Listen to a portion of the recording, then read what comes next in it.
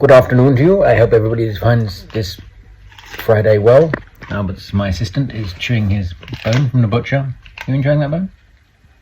Yes. Absolutely loves bones. As you can see, there's loads of them on the sofa. So, another TikTok. Yay! This one I'm going to talk about something that I cover in my courses, but somebody a post online reminded me of it earlier today. It was a post from a young lad. It was his first truck driving job and it had a bump. I think it was a fairly minor bump, but he was really, really worried that he was going to get the sack for that.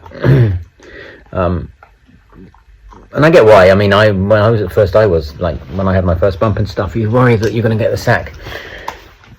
But as I say to new drivers, being a technically brilliant driver isn't actually that far up the list of a transport manager's wants and needs. I'm not a technically brilliant driver, as you can possibly usually gather.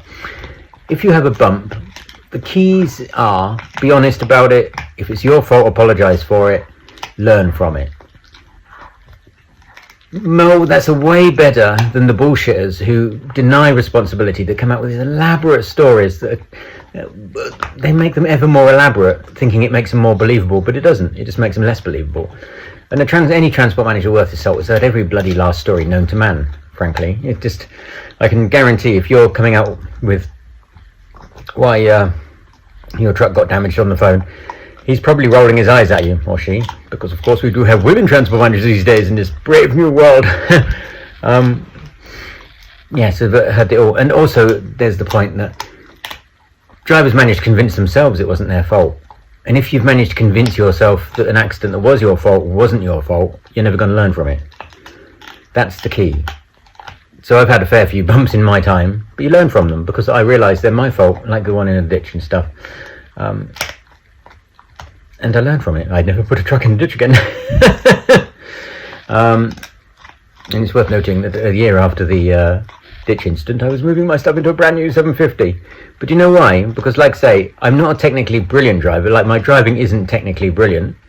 But as a truck driver, I am very good. Don't sound like I'm going to big myself up, because I do basically think I'm a bit of a twat.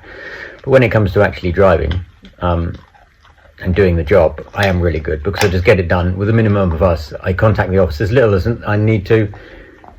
Reliable, get there, boom, done. If I have the odd bump, the transport company would much rather a driver that has the odd bump, who's reliable, honest, hardworking, quiet, than somebody who's none of those things, but he's a technically brilliant driver. So if you're a young lad and you've had a bump, just be honest about it. That's all it takes.